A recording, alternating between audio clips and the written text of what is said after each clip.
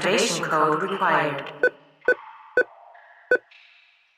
Access granted. Warning. Evacuation sequence activated.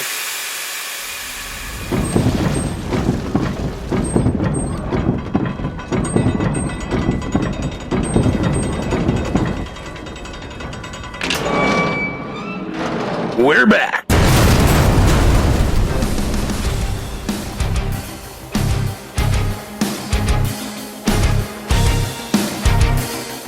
Welcome to the bunker.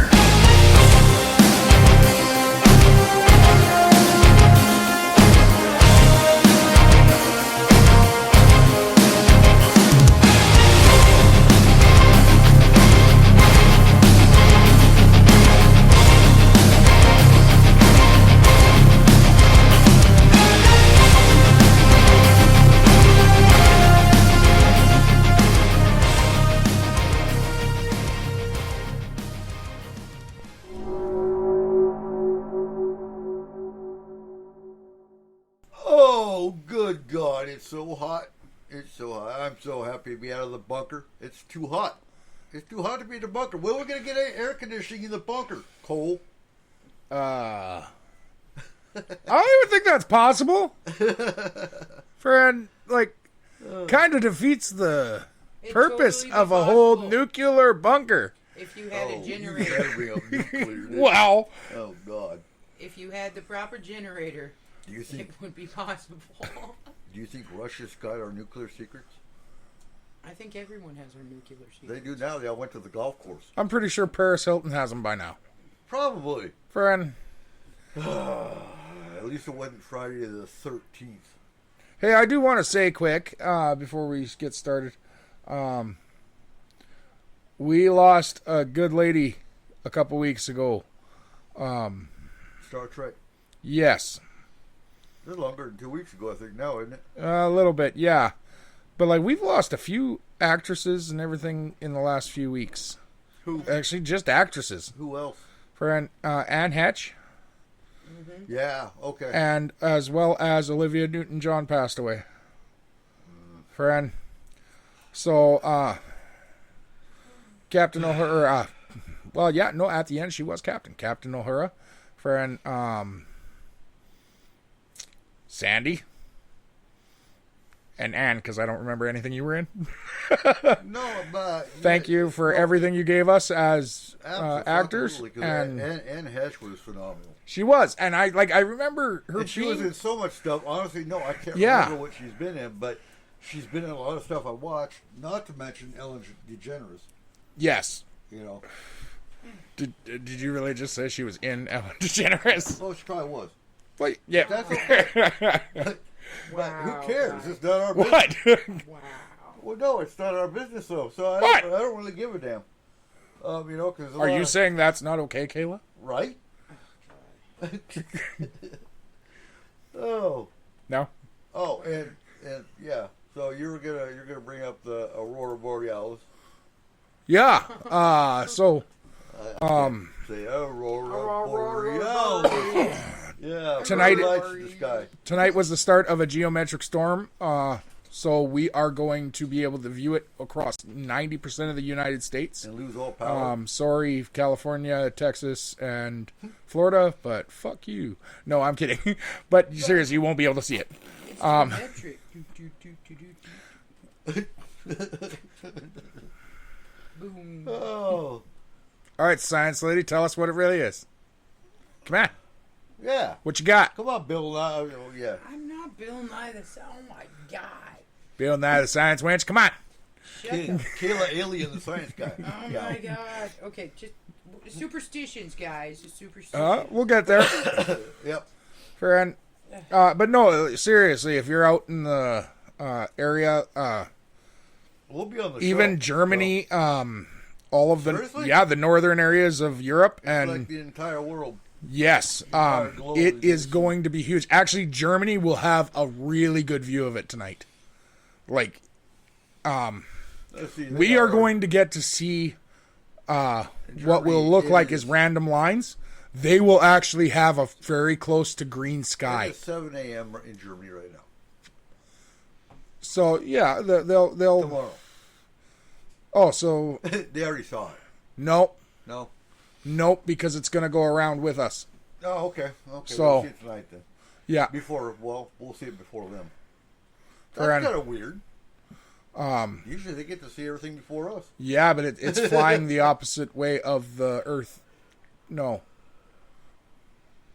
It's flying with the Earth. Right. So- one of the first ones dark and yeah, I think. I can't remember which way the Earth turns. rock on. I think it's different in Australia. Oh my god. Friend. Maybe that's just their toilets. Is it just your toilets, guys? Let us know. Friend. Send us a tweet or something. Oh my gosh. Absolutely. Do not forget to catch us on Twitter and Instagram. We are on Right. both of those social media outlets right now. We are also on Facebook, so make sure you join our Almost pages. 2,000 followers on Twitter now. They're riding the blue wave. Oh, Jesus Christ. Oh my god. Friend. They are. Yeah, pretty much if you don't follow S4, don't actually follow S4 on Twitter. Friend. But if you do, follow us. Friend. I don't do this blue wave bullshit. I don't do any wave. I wave. I do the ectoplasmic wave. Ew. Yep. Friend. What? That's gooey. Yeah, well, yeah. Yep. It's That's a what makes it moist so wave. good. Moist wave. Friend. Okay. So, Geometric storm. friend. Oh, so if you are local and listening, don't forget Cascade Days starts Saturday morning. It does. And you can check us out. Come say hi at the Red Rover Tax Services Well, booth. we're married. Don't check us out. Friend. Yeah. Yeah. And then maybe, Good. just maybe, you might see Cole and I at the Marble Mount Sasquatch Conference the following weekend. That's in Marble Mount, obviously. Yes. But I don't know. Are we going? Have you heard anything? Won't know till tomorrow night. But as soon as I do, it will be on all of our social media. Okay. And we're in talks, but there's a very, I'm going to say it, there's a very, right now, slight chance, because like I said, we're in talks, that we might go to the Oregon Ghost Conference in March. Absolutely. And that's in Seaside, Washington. We're going to kind of, He said Oregon. That too. we're going to kind of, It's in both cities? we're going to kind of weigh the pros and the cons of whether we actually want to go or not. And there's a How lot, about Run. we figure out where it's at first? It's in Seaside, in Oregon, Oregon. and Seaside, Washington. What's your problem? There is it's no- right on the border. It's in the There is Columbia River. absolutely a seaside in Washington. I've been There's there. a lot of seasides, but it's called Ocean Shores. Oh, and we're going Not crab. true. There's Forks. Oh my god. Forks is on the seaside. Oh, I got the kids' fishing licenses. Did ya? I did. So is Excellent. Morton. Morton is absolutely not on the seaside. No, but Ghost Hole is. The small town of Ghost Hole. Ghosts have a hole.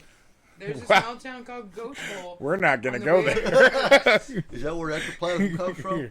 The ghost hole? Cole would know all about it. No, it's Bigfoot's hole. Whoa. Did you just call me an Sasquatch?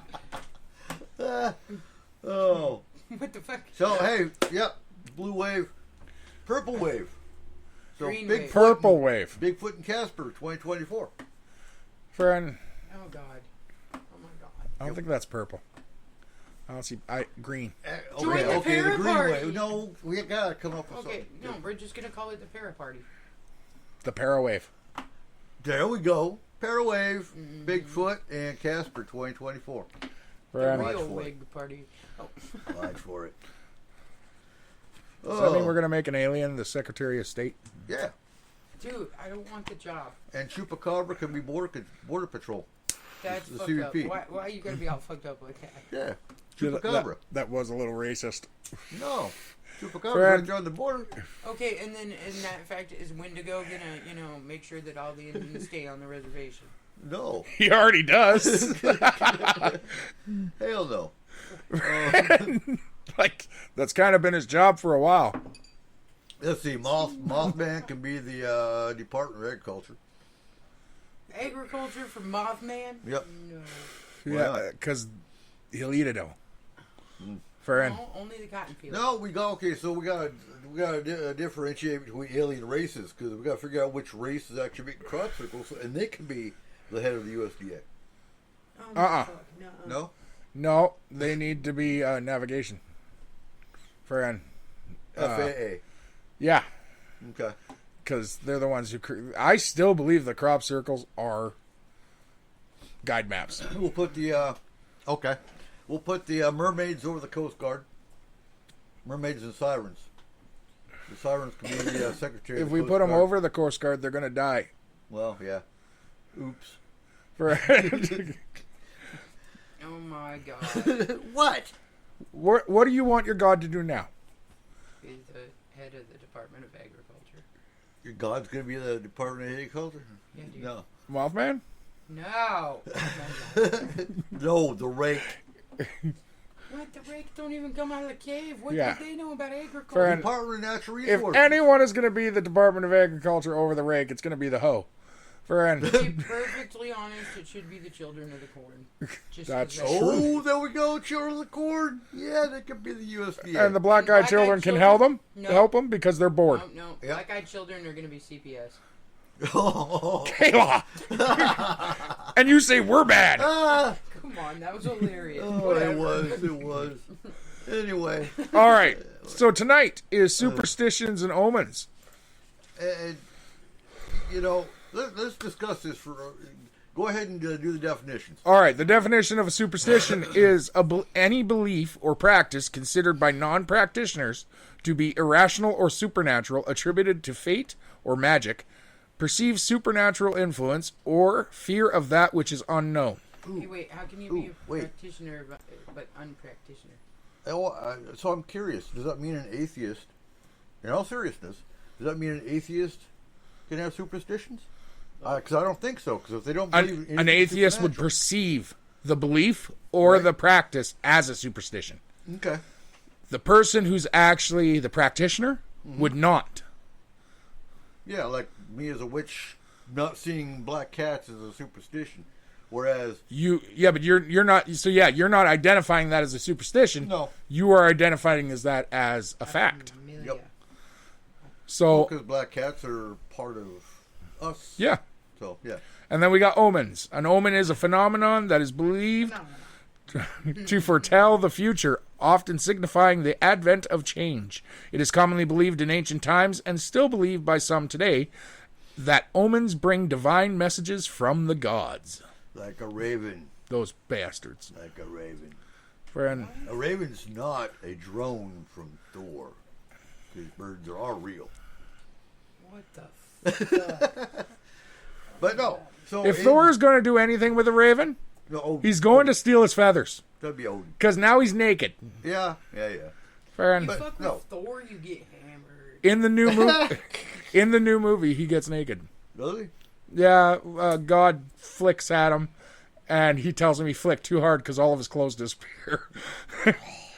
I guess it's making every woman really happy. Well, having Okay, ladies, whoa. Is it like Thor before or Thor like Fat Thor? Before. Okay. He's back to before. And I'm sorry, I don't see Thor like that anymore, seeing as though he looks like my cousin. You know. Well, and- that's true. and you got Sorry, so- buddy. Well, you got so many new pagans that they don't see Loki as the Norse see Loki. They see Loki as the Marvel Loki. So we call them the Marvel pagans. Yeah, because they don't have. Marble pagan? Marvel. Oh, like Marvel Universe. Yeah, Okay. Marvel Friend- Universe. well- Marble Yeah. pagan. And Thor and Odin. He has so much more depth in the Norse mythology. Oh God, yeah.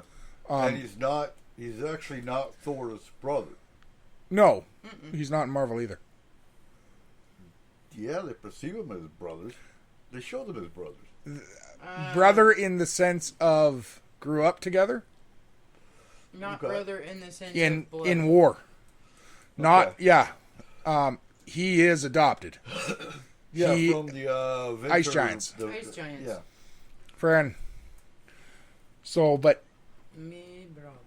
it And doesn't yes. show that much depth, but they actually do. You just have to look for it. Friend, they do show his depth in the movies. I think in the movie, okay, so from the movie takeaway from it, I think it's cool how he does give himself up. You see him such an asshole, but he does give himself up for Thor. In the end. And if you actually go in deeper in depth with the comic book series of Thor with Loki as a side character, they show his depth in there. I gotta be perfectly honest. My favorite part of Loki was when Hulk was slamming him into pieces. Yeah. When he said puny god. Puny God. Friend, I'm freaking excited for the new She-Hulk. Okay. Seriously? When's that coming out? Huh? When's that guy? I'm so out of... I've been Couple months. It's out. busy. It's out. Is it? It's on Disney Plus. Our Tolkien come out. First episode drops tomorrow. Oh damn. Okay. Because today's the 17th, right? Yeah, tomorrow. Okay. Excellent, Anyway, excellent. Superstition. Oh, not Tolkien. Sorry, that's September 2nd. Tomorrow is the Game of Thrones prequel. Okay. Okay. I've never even watched Game of Thrones. Really? You Never should watch seen it. an episode. It's awesome. I heard all about Because it. I'll tell you about it. It's in my crosswords. I do too. I don't know anything about. Yeah, I'll just wait until I get to the down clues. Let me tell you something. You might want to watch the new one. Yeah. It's House of the Dragon. It's Hold the That's Door. all it is. Like, it is about dragons and also how they drive the king mad. Okay. Brandon. I keep seeing it pop up for commercials on Twitter. Hold the door. No, sorry. So Actually, he should be in it. Hodor. If they show Ned Stark as a young man, yes, because He was his. No. Yeah. yes, he was his charge. Yeah. Okay. Anyway, superstitions, guys. So the Raven is actually seen in a lot of different mythologies Wait, like Nevermore. Huh? What? Never mind. as a carrier of the soul, or as a messenger of the soul. You look at, look at the crow. Well, okay, well, hold on. Uh-huh. Right there. Kayla was right. What? That is what that whole poem That's is the about. entire poem. It's about the Raven. Oh. Edgar Allan Poe. Edgar Allan Poe, yeah. Friend, he is the carrier of a soul. Mm-hmm. So, like... Yeah, no, I didn't get the reference, but yeah, Edgar Allan Poe, the Raven. I'm studying ancient lore. Not ancient lore, but I still prefer the Simpsons version. they did a version too? Of the Raven? Yes, it was on Treehouse of Horrors. Do you have a copy of it?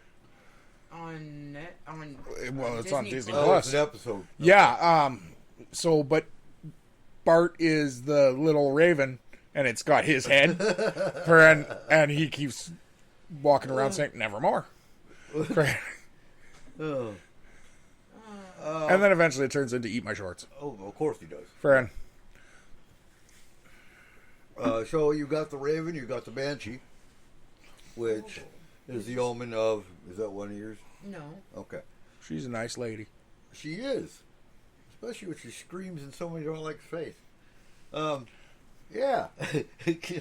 Moving on. But the Banshee is the foreteller that someone in your family usually is going to die. And it's generally certain family.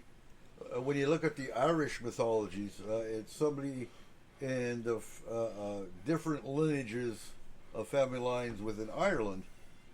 It only pertains to them. Now, let's look at death. Like the Reaper? What? No, but many see death as not a physical death, but as really a change. Like you're going to change from one job to another. You're going to take a different fork in life. Well, That is death and rebirth. You wouldn't be taking a different fork in life. You'd be taking a completely different object. You'd be You gotta taking a speak up. spoon. No, I guess you could. Alright? What? I just got a notification. Uh-huh. Friend, it has nothing to do with this. Okay. Cool. We're going to get an El Nino winter again. Oh, yeah. A warm winter? No, El Or a Nino. cold? It's gonna snow Cold, like a motherfucker. dark, very, very wet. Oh, We are going to have snow. no No? No, it's gonna be rain flooding. and massive amounts of flooding. Oh, good God. We might want to get ready. You might want to be at our local winter and disaster preparedness fair on September 7th. That's right. If you're listening locally. It's in the swap meet field, by the way. It'll be from 2 p.m. to 7 p.m. Show up because there's a whole lot of agencies that are coming. Bad omens. Well, we're known for bouncing around, right? Absolutely. So That's what we do. Um, Bounce, bounce, bounce. climate Bounce, change. bitch. Let's talk about climate change for a second, Oh my god. because we kind of see that. No, we don't. Well, What do you mean we don't? really? Today it was hot. Tonight it's not so hot. That's climate change. Oh, okay.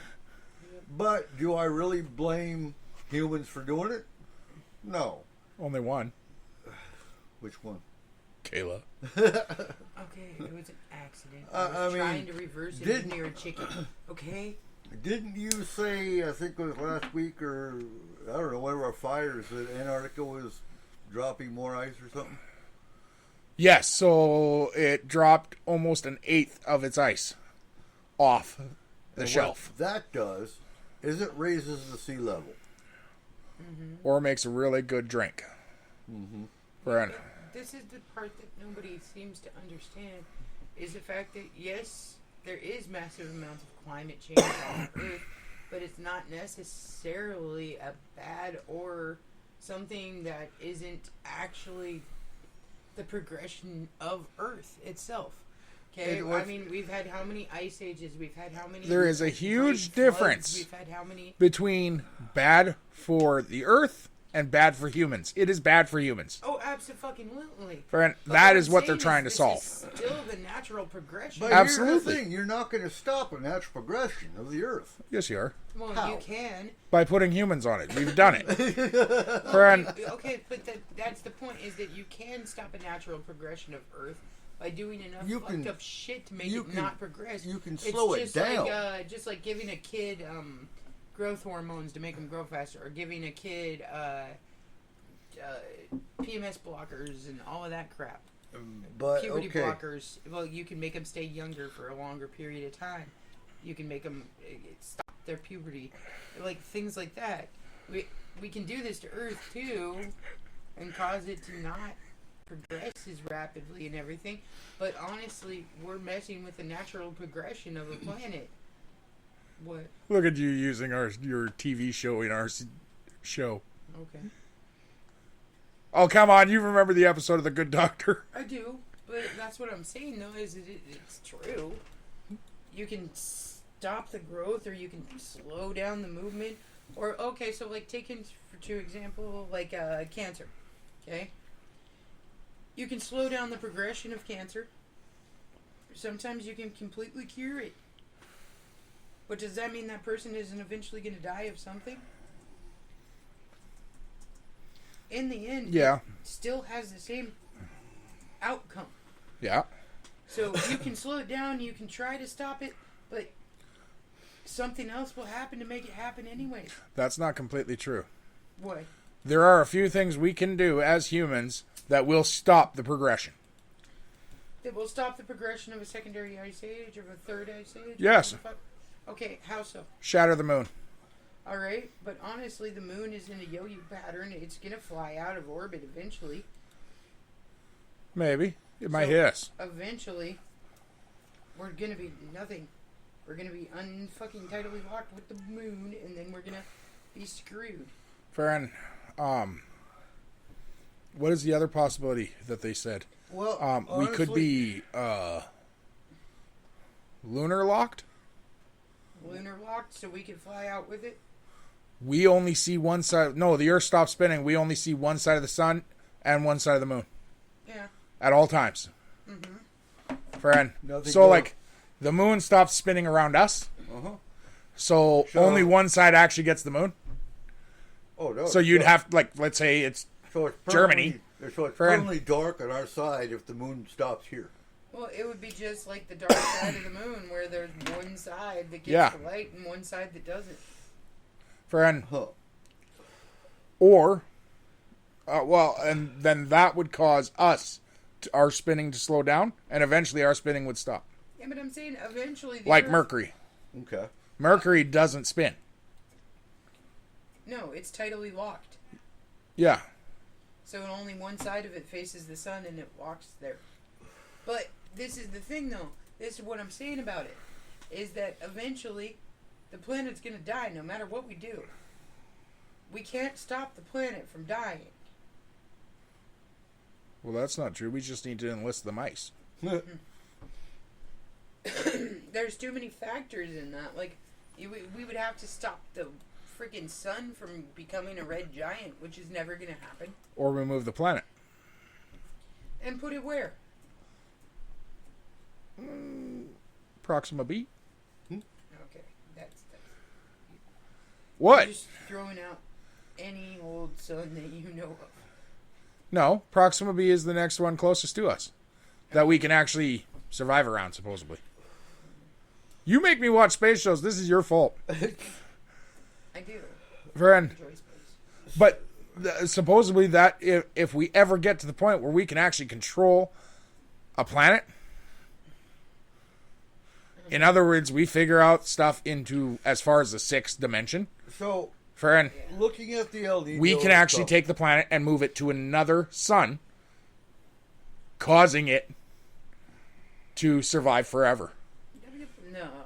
Okay, Because but eventually the universe itself is going to collapse, or it's going to die, or it's going to We don't know that. Non-existent. Big When- crunch. That's a big theory. stretch, big when freeze. is fall supposed to hit? In What's the fall. what's the projection for this El Nino winter? I don't know. Does it say? Well, Okay. that's winter though. But like, I mean, like, is it going to be 80 degrees on September 7th? Huh? Is it going to be 80 degrees on September 7th? As far as we're running, yeah. I honestly think we're just going to have a flip. once we hit October, We're going to is drop usually when it 30 drops. degrees in a week. In October. Yeah, sometime towards the middle of October, which is what we always do. It's going to suck. We better start up a bottle of water. And when it drops 30 degrees is when the rain will start hard. Oh, It won't kind of like stop. Forrest Just like it Gump. did last One year. day, it was like somebody turned the faucet on in the month. Yeah. Yeah. Friend. And what did that in Korea? So, but, So, yeah. friend, I'm excited because it usually means we're also going to get a dump of snow, and I like snow. I just don't want fucking flood again. I thought you said it wasn't going to snow. It will, but at the same time, we always get snow. Okay. It will not January, be. February. It won't be like. We're not getting a Canadian winter We need to here in get a bigger Washington. boat. Well, boat you is need a fine. bigger boat. You need a boat. Our boat is fine. You don't have a boat. It's metal. It's got some windows. It's fine. Friend, it survived last flood. It'll survive this one. Well, hopefully I'll be on the FEMA Advisory Council so I can actually start pulling some strings when we need it. Just don't pull the ones holding the dam together. No. Oh, I don't know what you guys are talking about. We're all dead anyway. It's Cascadia, bitches. That ain't doing nothing.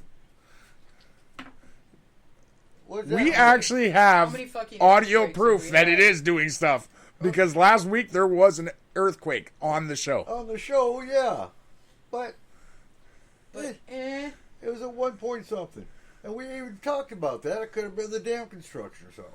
We Yeah. don't know. I don't think it was the Cascadia. No. I don't think that's going to touch us as much as we think. Not until it actually hits. If anything, Not until it actually hits. it ain't going to be a preemptive. It's just going to be bam, and you got a 9 point. That is going to be a guitar string. yeah, snap it. Yeah. Bing, bing, bing, No. bing, bing. But you don't, even when a guitar string goes, you don't know it's going to go until it does. Well, and the 1.0 could have been the fault going to Baker. Great. So now we got Oh.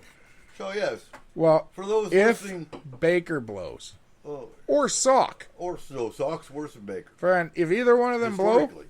Kayla's going to have a really hard time. Do you know how many burn victims there will be in this area? And then come the zombies. Oh my fucking god. I don't care. And we already discussed this week. Kayla will not survive a zombie apocalypse because she refuses to get in the plane. Yeah. So, Would you get okay? I am not getting into a plane with a dude that says I can fly this. I've done a simulator. What? No, it's not gonna happen. You were in a plane simulator when you were what, like 16? I'm not getting into the fucking plane with you. I've been getting on it every year since. Helicopter. But I can't do a helicopter. I can't. Friend. I've watched pilots. Okay. Okay. Now we haven't even simulated trying this. We've just watched somebody else do I'm this. sorry, but I'm You just know saying. what? I have also watched Michael Jordan do a dunk, so I got this. Okay, Well, see, unfortunately, astronauts. Yeah, what about an Astro? They get up there and go, and the first time they ever do it, it's the first time. Until then, it was just simulators. yeah. And see, every time I got in the They make Apache- it. Every time Really? I got in the Apache Yeah. Have you simulator, heard I of the crashed. Challenger? What? They didn't make it. That's because they took teachers with them. Kaboom! Teachers teach for a reason. Astronaut Because they pieces can't do. everywhere. Right? Fred, Tell that to the high school principal. Oh, sorry. Okay, so talk about bad omens. Here, what do we got That's going? called dark. have we humor. gotten through one? That's called dark humor. No, he said something about like Ravens. cats, and then he was all like, "No, cats aren't real." You can't know. No, wait, that's that birds. was birds. Birds My ain't real. bad. All right, so the number 13. Did you just take your glasses off to read? Yeah, because I can't read up close. You want me to hold it for you? I've got a new eye appointment on in September, but these glasses suck. Don't go to. You know what helped? Yeah, what? If you wore your fucking hearing aids. Huh? All right, the number 13 has always been, well, to non-witches, a number of bad luck. And a sense of impending doom. Who started that? I'm going to get there. We There's should many probably start Get with there that. faster. Start No, with the start. There's many theories about why 13's been a bad. It has to do with the Lord's Supper. Oh, I thought it had to do with the original colonies. Yep. Nope. That's a good one. This is way before that. I'm just saying there were 13 of them, and Because look Judas how fucked the Iscariot US was is. the 13th. Who's the 13th apostle? Oh, Peter, no. the rabbit. No. Judas. Judas. The one who betrayed Oh. Jesus. Judas So Priest. anyway, triskaidekaphobia is the fear of the number 13. Extreme superstition regarding the number 13. Triskaidekaphobia. Yep. Triskaidekaphobia. I'm scared of Triscuits too. Yeah, I don't like Triscuits. They're so dry. So actually, the tastes fear better than the wafer the fear of the picture. number 13 is only a Western civilization superstition. That's not true. Yeah. And so in China, it's the 14th, Yeah. and in Korea, it's the 4th. Yeah. It's only a number 13 for us. I actually would like to test that though. Okay. So if we have any listeners in other countries that are Christian or Catholic, I would like to know your thoughts on that. Does your country and your people who have your religious belief, do they believe the number 13 is unlucky? Yeah. It seems to be only Because American. I wonder if it's just based on religion and not. Right. But other religions or other countries with the same religion, they have like They have their own omens. so like Italians are mainly Catholic, Right. But they have so many freaking superstitions themselves, that start off them, and they're all food based because they're a bunch of fatties, freaking past eaters. That they are. That one might fall between the hedges there. Right. So many of the buildings from the 17th and 18th centuries did not have a 13th floor. And even some of the buildings that are older today, you will find, do not have a 13th floor.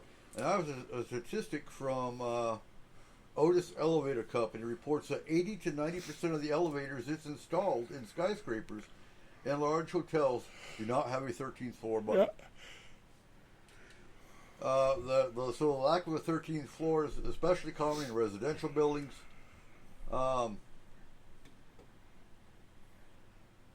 Across the street from WSRB's old office, a recently completed 38-story hotel and condominium building in downtown Seattle also lacks the 13th floor. So it's actually happening today in some companies. Let's see. So to help with that, some companies have a floor 12A instead of 13th floor. I don't see how that makes a difference because you're still going to the 13th floor. But okay, if that makes you feel better, by all means. The iconic Empire State Building does have a 13th floor. I think it depends on the company. UK and New Zealand. They both believe in the They 13? both believe that the 13 is unlucky. Okay, I do want to bring up something with this because it pertains to what you were saying right now. Mm-hmm. Friend, almost every superstition has the possibility and bad omen of becoming a thought form.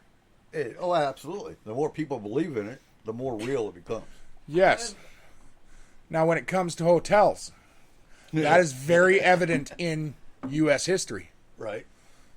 Because hotels that actually, or hotel owners that actually said, hey, we aren't superstitious here. We don't believe in any of this. So we're putting in a 13th floor. Because of the amount of people that believed, as far, and that is the only logical reason that these events happened. You would have events like the elevator completely failing when it was headed towards the 13th floor. Right. And it would reach the floor and then plummet. Do you think No. movies have anything to do with it? Absolutely. Yeah. They create thought forms as create, well. They create the thought and the realization of it and the fear. For example, a lot of our hotels that are now in the modern days will refuse to have a room 1409. Right. Yeah. Now, on the number 13, I just found this information that the number 13 is actually considered extremely lucky in Italy, associated with the great goddess of fertility in the lunar cycle. The number is thought to bring prosperity in life, quite the opposite view of that of the Western world. Now, the reason for that is also Catholic. Friend.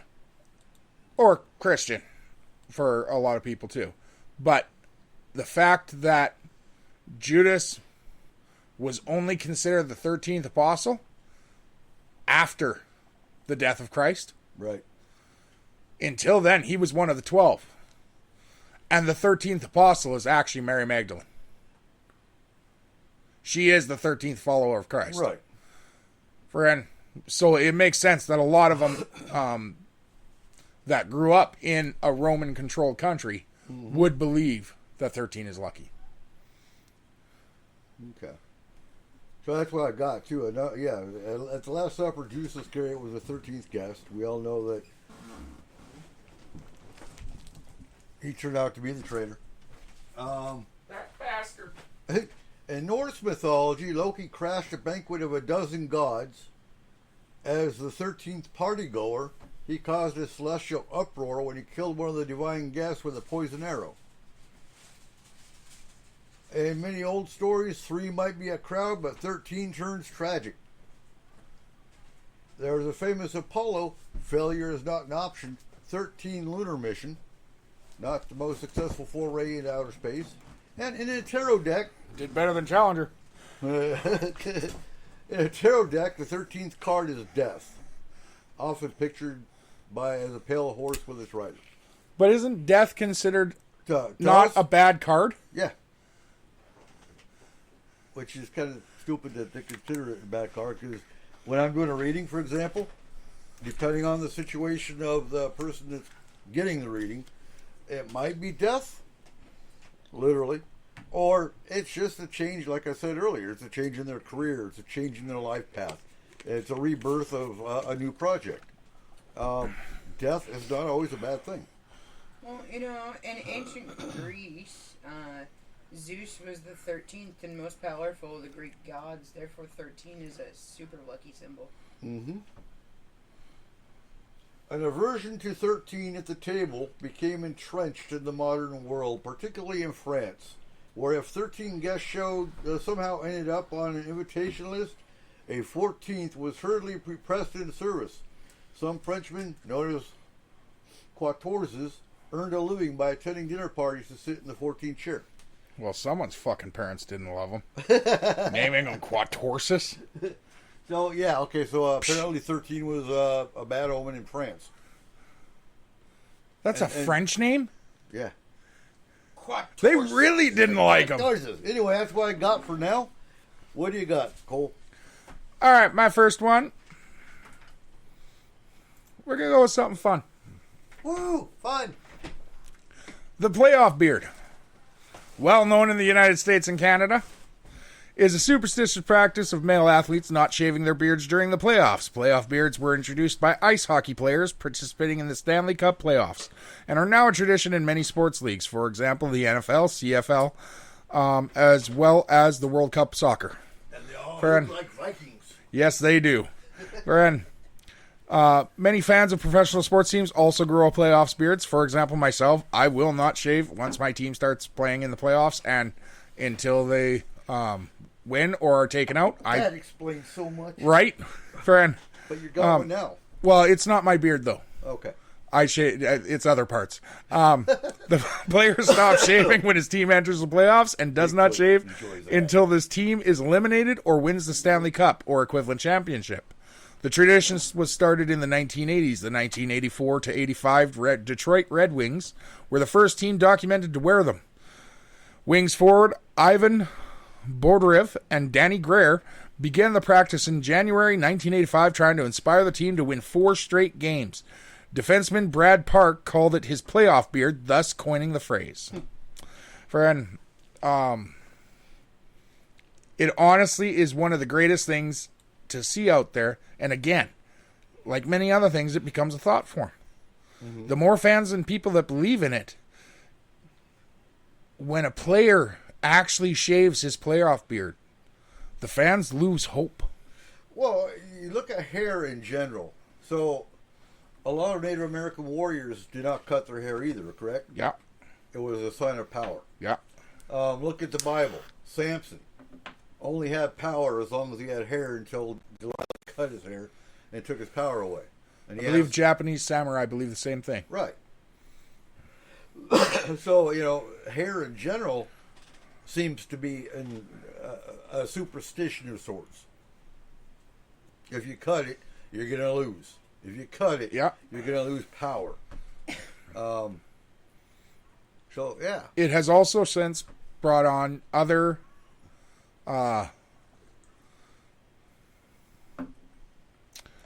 not so much superstitions, but traditions. Okay. For example, No Shave November was started because of the playoff beard.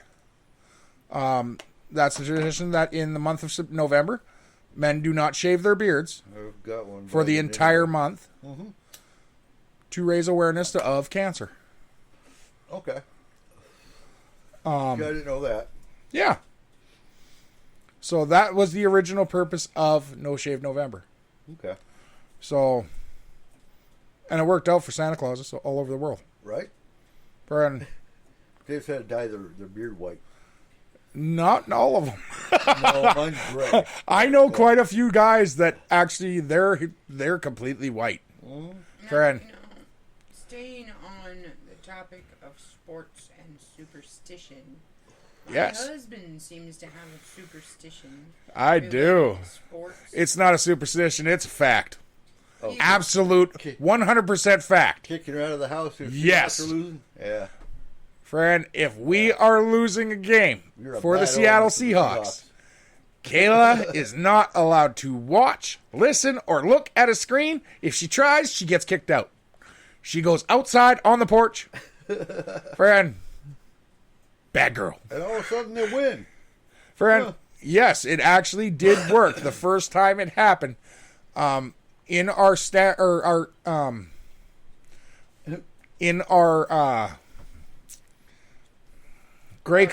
not Grey Cup, for an Super Bowl run. I believe it was 2012 season. During the Green Bay Packers Seahawks game, we had come home from tobogganing with our kids to watch the game as an entire extended family. And every time we were watching the game. Kayla was in there for the entire first half, and we were getting our asses handed to us. It was a horrible game. The first time she went out for a cigarette, we scored. Friend, she came back in, game settled again, and both teams were running back and forth. She went back outside for a cigarette, we scored. Damn. Friend, comes back in, comes back in, and we start running back and forth. Friend, she goes outside for a cigarette, we scored, and her brother said, lock the door, she can't come back. It is the fourth quarter, we've got 6 minutes left, and we had just caught up. The game is even, and we won the game. Yeah. Yeah. And that year we actually took home the Super Bowl. So, friend, it did work. Yeah. And ever since then, if we are watching a game and Kayla is in the room, I tell her to leave and the Seahawks score. It works. Sure. And we actually made King 5 News with it. What? Kill even the Yeah. Me kicking her out of the house. damn. Yeah. King 5 News. But you're crazy. Friend.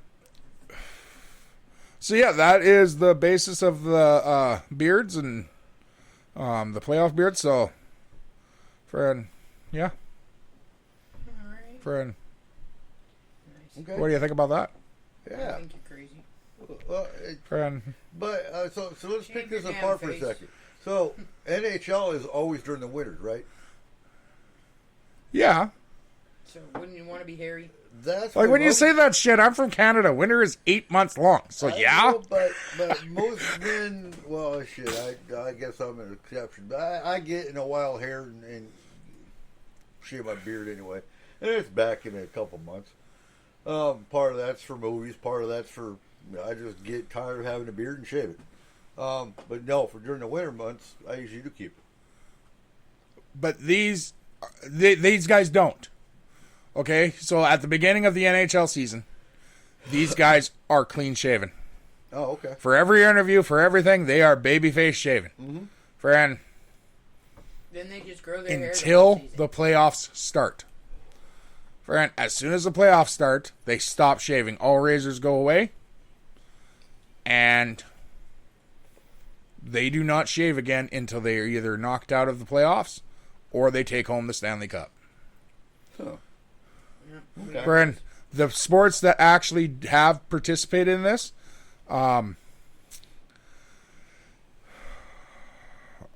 baseball, American football, basketball, soccer, tennis, and motorsport.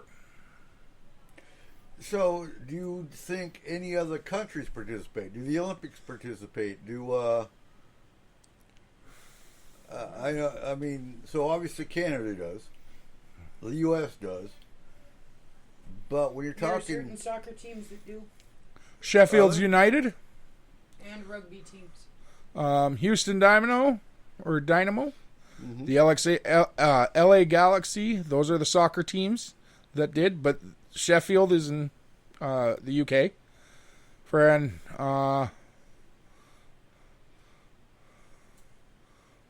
where is he from? Sweden. So Bjorn Borg. okay, Bjorn. and that makes sense. So He's Norse, a tennis player. Norse countries. Uh, Oh, Sweden would be a borderline Norse. Nordic. yeah, people- friend, but he's also not a person that would. He didn't look good with a beard, friend. But like for motorsports, Okay. friend, it was Team Penske in October 14th. Friend, the personnel did a skit showing them growing beards. For the chase for the championship on January 21st, 2004, and it included the female staff. They grew a beard.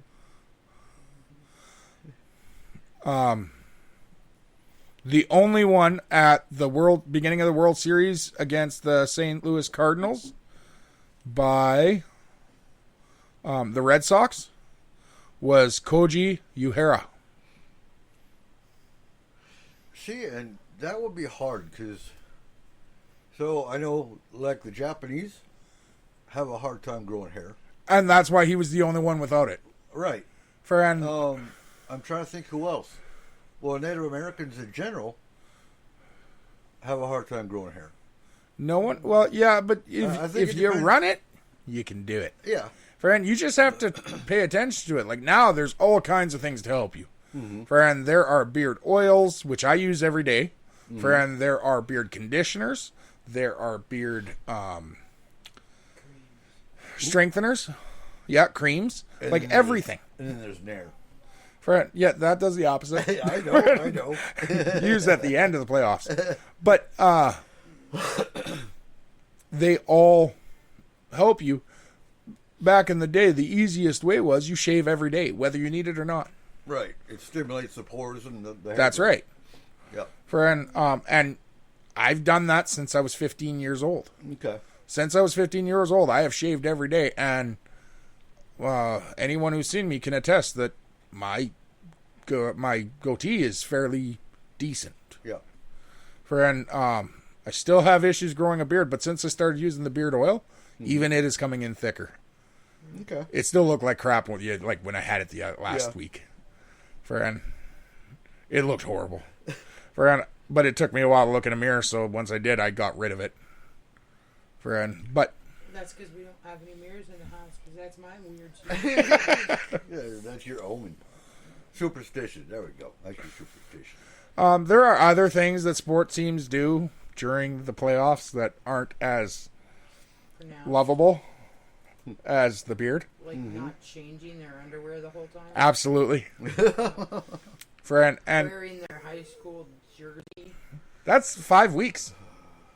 5 weeks without changing underwear. Yeah. I know a couple people that do that on a regular. Friend, yeah, but they're children. No, they're not. Okay. No, just people. Not you. Anyway, What do you got? what do I got? Alright. Well, I guess I'm going to start with weird cemetery superstition. Okay. Okay. So, one's involving a cemetery or hearse or death. Okay. Mm-hmm. So, one from the south is that you always hold your breath when you pass a cemetery. It was thought in the south that if you breathed heavy while passing a cemetery, that you would suck in an evil force, or you would suck An in evil what? An evil force. Or I a thought you spirit. said horse. No. I thought you said fork. An evil fork. An evil force. Yeah, anyway, That would Or an Yeah, it evil would. spirit. So it was thought that every time when you passed a cemetery, you had to hold your breath. Okay. Okay. I wonder if that would apply to funeral processions as well. Because you still got the spirit in a hearse, and you have 200 cars in a procession, that would suck. But would they hold their breath for a procession? Or just for the cemetery? I was thinking, like, what if you have to walk by, like, Arlington National Cemetery? You're going to die. Hey, you look awful blue there, son. Yeah. You better run like Usain Bolt. Run while holding your breath? You have a better chance of living. So the other one is from Japanese culture, and it is any time that you see a hearse pass, or a procession, or you are attending a graveside burial, you always tuck your thumbs in to your fists. Like this? Yeah, you don't ever have your thumbs out of your fists. Huh. Because it is said that if you do, your parents are the next ones to die. I think some people would keep their thumbs out on purpose. Not me. Well, but, in the yeah. Japanese culture, your parents are a huge deal. Yep. Like everything Well, is family. about Family is a huge family deal. and yes. You do not dishonor your family. And I think there's something about the eyes too with Japanese culture. You're supposed to take the eyes of the dead before you bury them, or their soul will not pass to the other side. Well, what the fuck do you do with them afterwards? You put them in a jar. So there's just people sitting there with pickled eyes? Pretty much. I'm not sure what they do with them. Don't get drunk and mistake those for a frickin' egg. There's a whole ritual, I think, they go through with them, and then they put them with the dead or whatever. Friend. Okay, so on that, Yeah. there are a couple of songs that are associated with death, hearse, and burials that were ingrained in superstition. Mm-hmm. And one of them is the hearse song, so it's the never laugh when a coffin goes by. And the other one is obviously the worms crawl in. The worms crawl in, the worms crawl out, the worms play pinochle in your snout. They eat your eyes, they eat your nose, they eat the gooey stuff between your toes. Toe jam. The worms crawl in, the worms crawl out, the worms play pinochle in your snout. Yep. I know that one. And the other one... Cole just looks completely baffled. You all, both of you, need to apologize for America right now. For all of America. Because, yeah, Nah. you guys are some sick son bitches. Oh, you ain't heard the worst of it. What's the other one? Never laugh when a curse goes by. Never laugh? Yeah, have you ever heard that? Uh-uh. Don't ever laugh as a hearse goes by, for you may be the next to die. They'll wrap you up in a big white sheet from your head down to your feet. They'll put you in a big black box and cover you up with dirt and rocks. And all goes well for about a week. And then your coffin begins to leak. I was going to think stink till your And feet the were worms sticking crawl out. in, the worms crawl Oh, out. The worms play good pinochle God. on. That was the original poem for that song. Huh. Okay. This is what fucking happens when your country is started by Puritans. Right? For Oh, we won't even get into that one. I'm not the first This study is the period. part that people don't understand about that song, is that there's like 8 verses to it. Oh, good God. Okay? And then after, a big green worm with rolling eyes crawls in your stomach and out your eyes. Your stomach turns a slimy green, and pus comes out like whipping cream. Are you sure that's not an ICP song? You spread it on a slice of bread, and that's when you eat. That's what you eat when you diet. The worms crawl out, and the worms crawl in. The worms crawl in, and lean and thin. Huh. The ones that crawl out are fat and stout. Your eyes fall in, and your hair falls out. Your brain comes tumbling down your snout, and the worms crawl in, the worms crawl out. They How old is this one? crawl all over your dirty snout. Your chest caves in, and your eyes pop out, and your brain turns to sauerkraut. They invite their friends and their friends too. They all come down to chew on you. And this is what it is to die. I hope you have a nice goodbye. Did you ever think, as a hearse goes by, that you may be the next to die? And your eyes fall out and your teeth decay, and that is the end of a perfect day. Huh. So what's the year of that poem? This has been around forever. Mm-hmm. And was that American? 1492. It came over on the Mayflower. Okay, so just a minute. It was super popular during World War One. Okay. That's not forever ago. Yeah. Just a minute.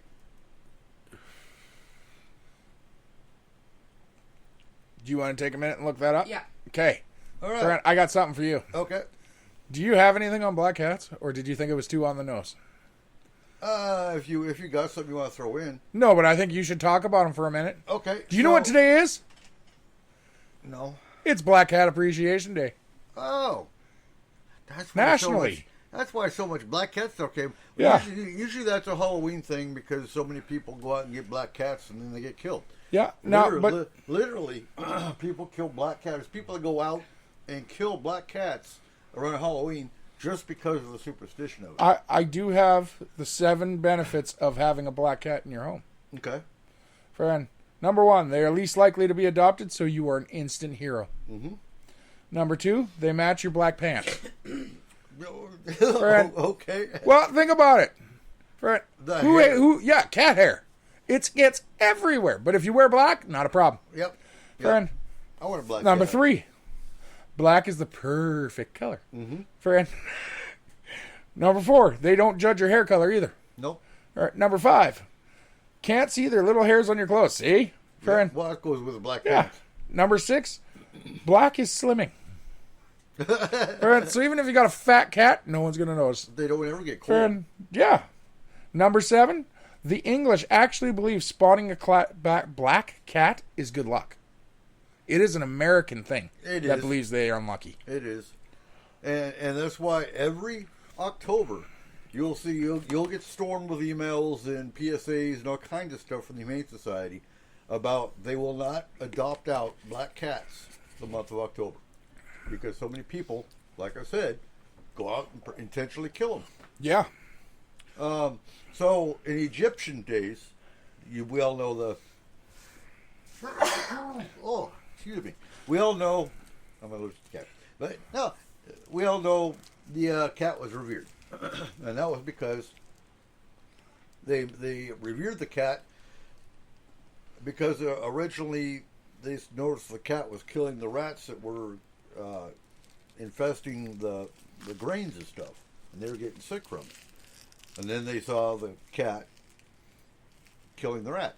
So they named a goddess Bastet, after in memoriam of the cat, and it became law that anyone who killed a cat was a capital punishment. They got stoned. There's another part to that. Okay. Signet? Sickbet. Sickbet? Sickbet. Segment. The alligator. Yeah. So it is said to be believed that when one time when he was crossing the Nile, he actually carried a black cat on his back. So I'm not gonna sit here and look stupid because I don't remember the lineage, but I believe Sekhmet was actually the father of Bastet. And well, no. Ra is the father of Bastet. So, but he also, when he carried that that cat, he was saving it because a flood that he had caused was going to take out the area that he was in.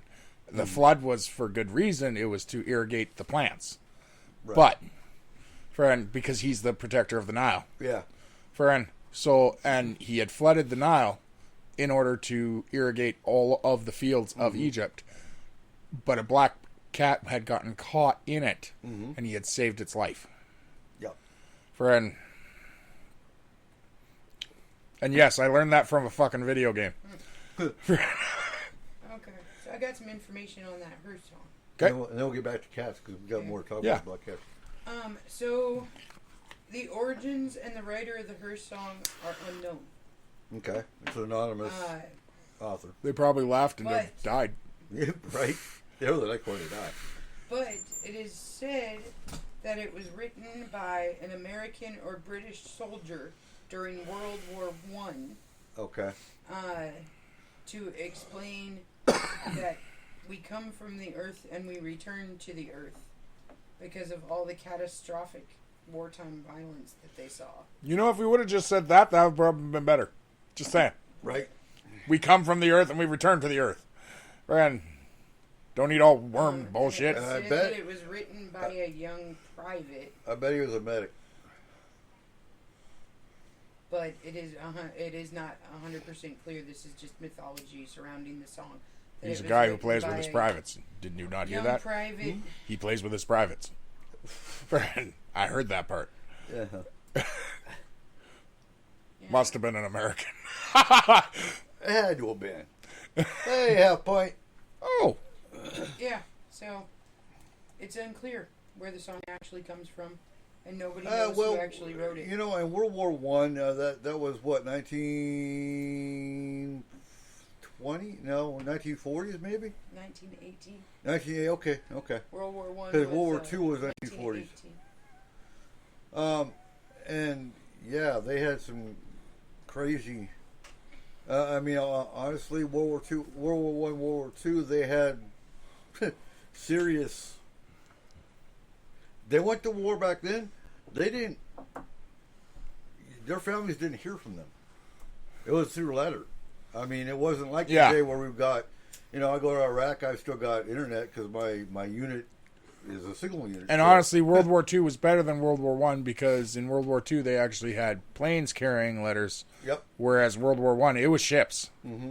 Yeah, but I mean, like in another thing that I was reading, it said that it was written by a private of unknown origins. Like he was either a U.S. or a British private, and that he wrote it because people would laugh when the enemy coffins popped open would be going by. Right. And he wrote it to explain that we're all the same. Mm-hmm. And that you don't laugh when a coffin goes by, no matter whose it is, because you'll be the next one to die and all that jazz. Yeah, that makes sense. So getting back Black cats. Getting back to cats. So even in the maritime, and we'll get to the maritime superstitions. That's later, a little bit later in the show. But they revered the cat on ships because the cat was supposed to calm the storm. And two, you think about it, the cat's killing the rodents and the infestations on the ship as well. I haven't been able to pinpoint exactly when the black cat became evil. Because in England they still... I can. When? The age of the Puritans. Halloween. No, it was before the Puritans. Because it would have been back in the Inquisition. Because even the Inquisition in Europe, they still said the black cat was related to the witch. So it would have been before the Puritans. When, I'm so not then sure. we'd have to look back in Spanish history. Yeah, the Spanish Inquisition. So what I got here is it is thought that the Norwegian and Germanic people originated the idea of the black cat crossing your path, bringing bad luck, and believed that a sighting of a black cat was a sign that death would soon occur. And that, Hitler honestly, probably tripped over a black cat, and now it's Yeah. evil because like all tyrants do that kind of shit. And and that has to do with the color more than it does with the animal. yeah, I mean, come on. Yeah. So you see a black cat? Don't worry about it. It's a cat. Doesn't matter. It doesn't really matter what color it is. So there's another thing saying. But look at Harry Potter. She turns into a cat. she's a calico. That's different. What? What do you got? Okay, so I got like 16 different origins here of a possibility of where the bad rap for a black cat came from. Okay. One is stemming from prehistoric age. If you think about it, it's really not a surprise that mankind tended to distrust our feline friends in the early days of history. Cats were large coniferous creatures. Just imagine living among the saber-toothed tigers. Unlike our wolf friends, humans did not attempt to domesticate these dangerous creatures until much, much later. Cats were domesticated at least 5,000 years after dogs. Our fear is what keeps us alive and away from felines. Okay. There's also a Greek mythology surrounding the black cat. It claims that the black cat has a bad rep, and it began in Greek mythology when Hera, Zeus's wife, transformed her servant into a black cat out of anger. And her servant went to serve the goddess of magic and spells, and There you have it. The black cat became the witch's sidekick. Huh. Okay. So I want to continue with the whole cat thing for a minute. Okay. Because one of mine is about cats.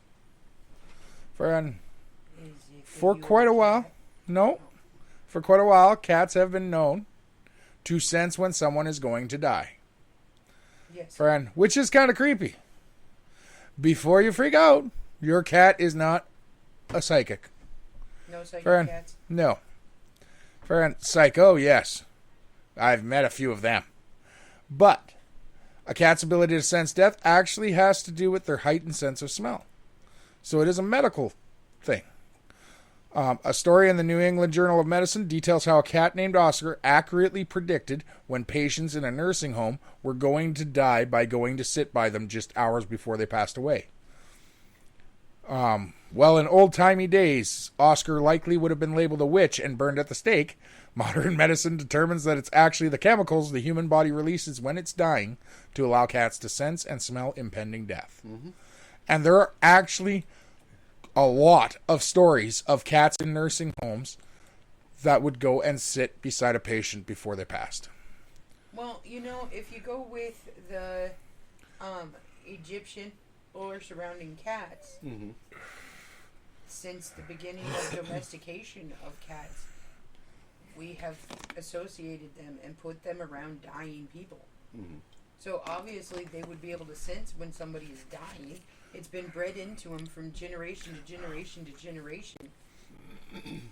So, if you listen to us and you're over the age of 80, and a cat comes near you, you kick his ass to the curb. You say, no, not yet. Well, you look at superstition, too. You remember there used to be a superstition about cats? You wouldn't put the cat near the near your toddlers because they were supposedly stealing the soul of the baby. Oh, I always heard you didn't put a cat near your toddlers because the toddlers drink milk and they goo it out, and then the cat will come and suffocate them. Yeah. Which is actually accurate. We've seen. Right. But not suffocation. We were able to catch the cat in time, and it was a kitten. Mm-hmm. But, it tried to claw my baby's eyes out. Yeah. No, we didn't have a cat until the kids were much, much older. Right. We got one like a couple months ago. Yeah. Moose. Yes, his name is Moose, and he's a jackass. Moose is freaking awesome. Sure he His is. nickname is People Cat. People cat? His nickname is also Jackass. Because he walks like people. He gets up on his hind legs and he does this little strut. And he acts like a jackass. He is kind of a jackass. He always tries to get out of the house. Right? And he not to go do anything. He goes and sits underneath a goddamn car. Well, that's smart. Yeah. Friend, one of these times I'm going to let him and then catch him in the fan boat. Mm-hmm. Friend, row.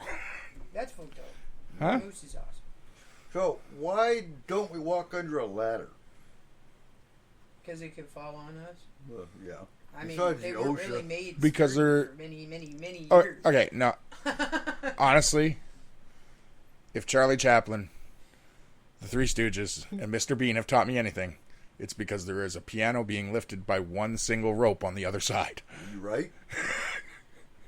So, yeah, so common sense, you don't walk under a ladder because there might be somebody up on top of the ladder. It violates OSHA regulations if you do sometimes. Common sense. But the superstition comes from many Christians believe in the Holy Trinity. Yes. Father, Son, and the Holy Son, Ghost. The Holy Ghost. This belief made the number 3 sacred in early times. And along with it, the triangle. Yes. So a ladder leaning up against a wall forms the shape of a triangle. And walking through it would be seen as breaking the Trinity.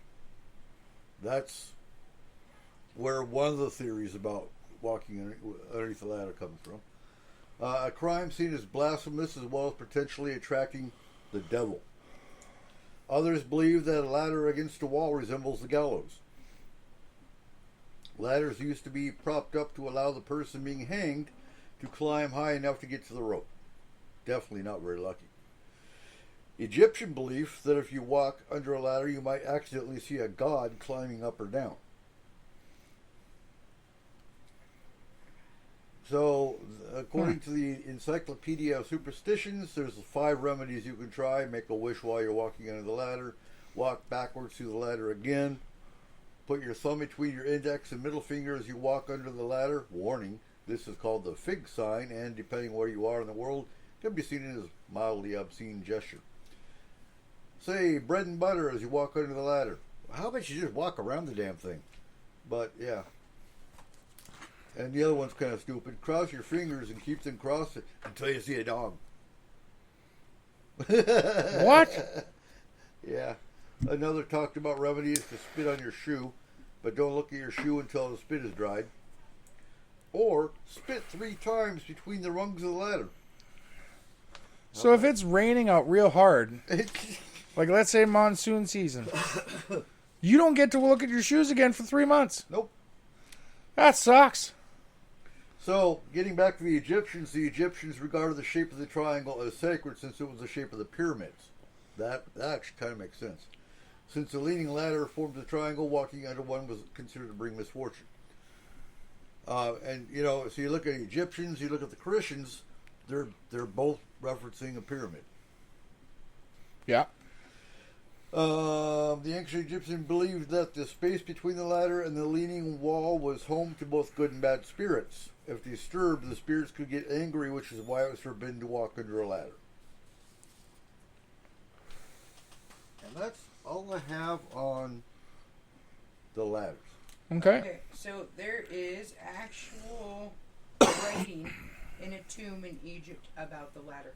Is there? Yes. Okay. Hieroglyphic writing that states, let's see.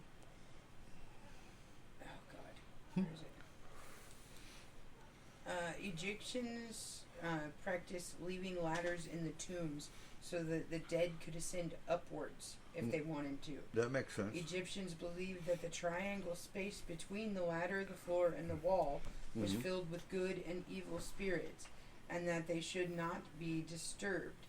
It was therefore forbidden to walk underneath any leaning ladder for fears of disturbing the spirits and incurring their wrath. Mm-hmm.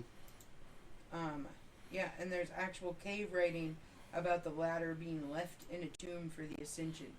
Right. Okay. Okay. You got any more? Oh, yeah. Okay. Friend.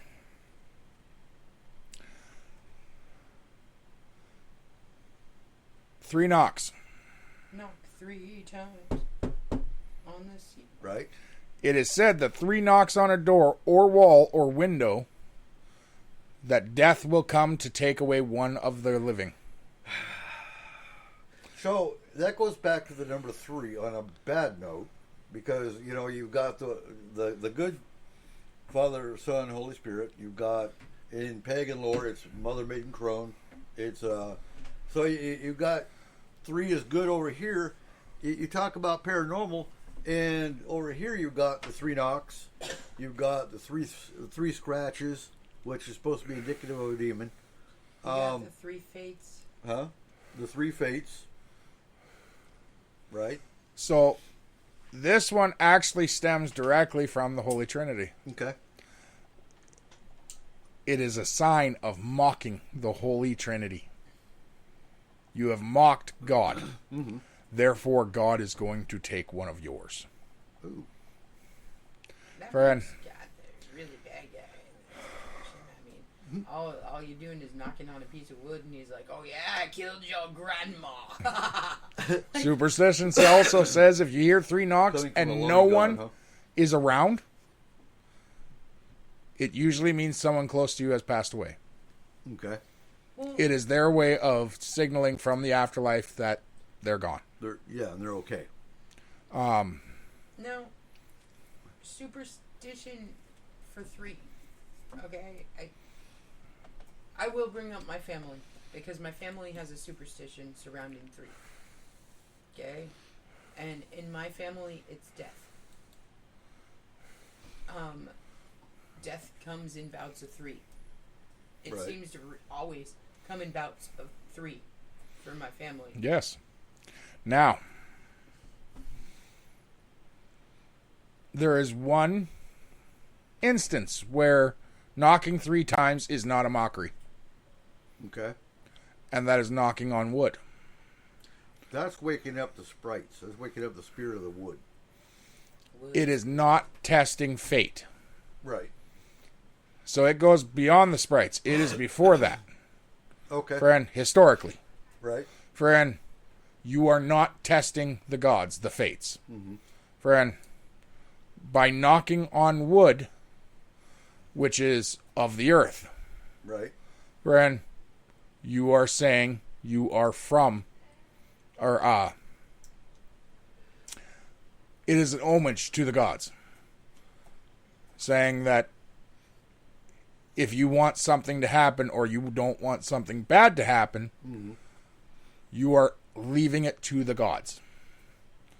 Friend, So is that expression "knock on wood"? Is that where it came from? yes, it's knocking on wood. It was originally touch wood, literally touching, tapping, or knocking on wood, or merely stating that one is doing or intending to do so in order to avoid tempting fate.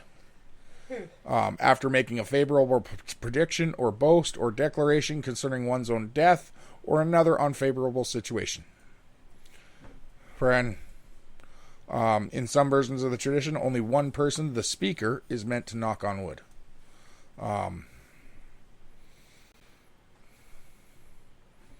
So yeah, like there is 2 sides to that, as with anything. Friend, Right. there is always 2 sides to a coin. Mm-hmm. Which is considered another superstition. Mm-hmm. Friend, Two-Face proved that. yes, he did. Friend, but you Coins- probably can't name the and comic. coins always seem to play a part. You give a coin to the ferryman across the river Styx. You have that's the main one that comes into my mind when it comes to Centralized coin. currency, man. Mm-hmm. But The euro. there's also the leaving a coin on a tombstone. Yeah. Yeah, The significance of leaving a coin on a tombstone. Leaving a coin under your pillow for the tooth fairy. leaving a coin for the Witcher. Yeah. Dropping a coin in the fountain. Mm-hmm. Okay, the Witcher one Witcher is in doesn't- fact it's- that's a video game, but whatever. Hello, Witcher. Friend, No, but like even the fountain. Like anytime you wanted to wish upon a fountain, you drop a coin. There's in the coins fountain. in my creek. Okay, I taught the kids that. I honestly believe that actually might stem from the Buddhist religion of leaving a coin with Buddha, Yeah, it's another one too. because you always leave a coin with Buddha for good luck. I don't know whether it was them or the other side first. Like, you never know which one was first. The chicken or the egg. Egyptians were known to toss a coin in the Nile.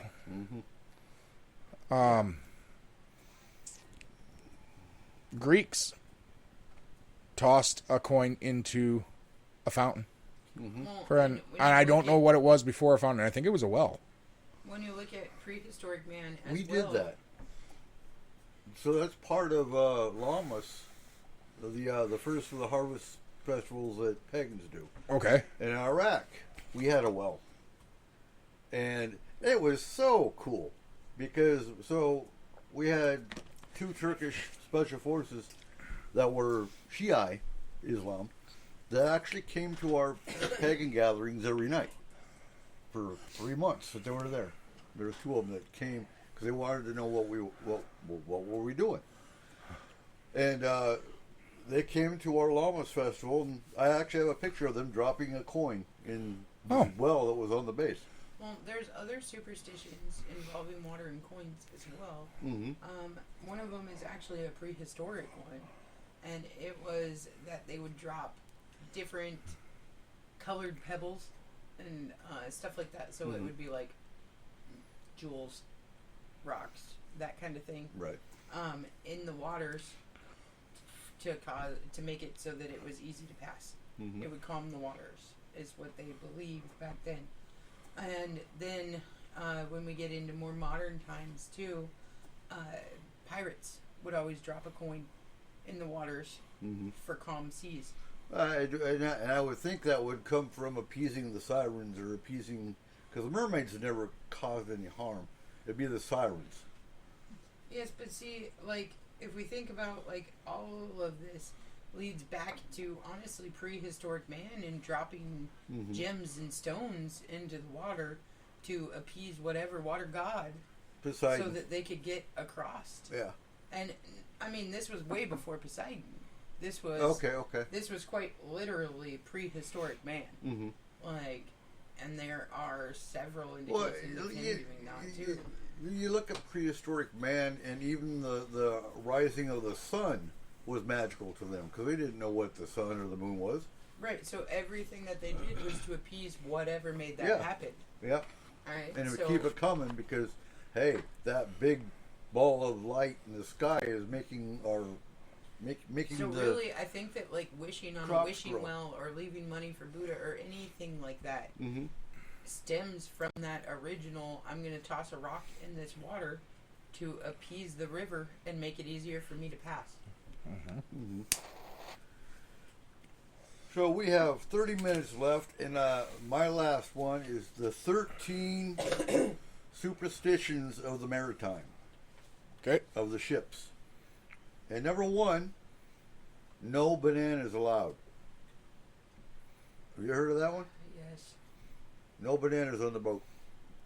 Can't have a banana boat. So, one thought is, you have a banana, what happens? So you're going to slip and you're going to fall and you might fall off the boat. So the Anyone who majority of thinks- ships that disappeared in the Caribbean during the 1700s happened to be transporting bananas at the time. However, that's just one of the many theories as to why the good old banana is shunned at sea. Okay, but on that theory, Right. okay, back in the time of transport of bananas, right? Well, there is a super deadly spider that lives in bananas. No, called that's a one of the banana ones spider. coming up. Yep. Okay. So because bananas are quick to go off and spoil, vessels carrying them had to get to their destination in the least time possible, which made it hard for fishermen to catch anything during the voyage. They had to hurry. And perhaps this haste could also be linked to the disappearance of all the ships. They're being careless. Bananas pose a threat to the safety of those on the ship. This could be through the possibility of a deadly spider, snakes, all kinds of critters that snuck into the boat with the bananas.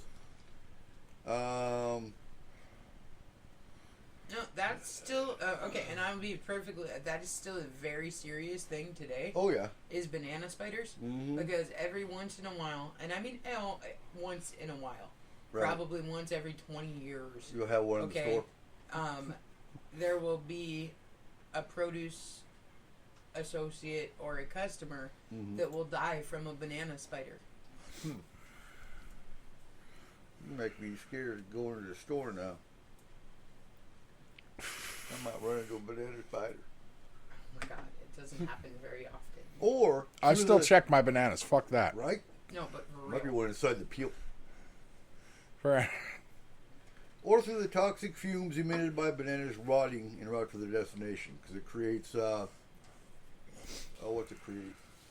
There's a gas it creates a toxic gas if it's enclosed by rotting bananas. Napalm. No, that's I won't say it on Potassium chlorophyll.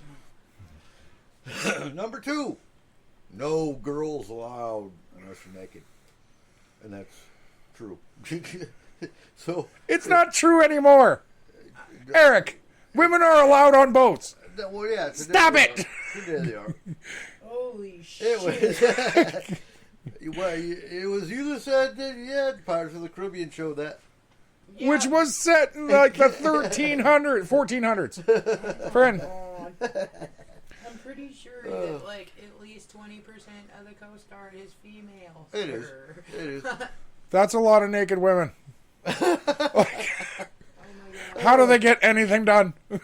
So, it was thought that women would bring bad luck to a voyage because they had the potential to distract the sailors from their duties. Oh, yeah, but a naked woman's not going to be a distraction at all. Wasn't Right? that what the cabin boy was for? Ew. That's the Navy. Whoa. Whoa. Not only, but so it would turn, it in turn anger the ocean because they were distracted, which would then take its displeasure out of the vessel, and that's quite a chain of events. There's an insurance commercial about that, I think. Mayhem, yeah. Okay, whoa. What? So if you got a naked woman eating a banana on a vessel, Whistling, yeah, we'll get to whistling. That's here in a why minute. that movie, The Perfect Storm, started.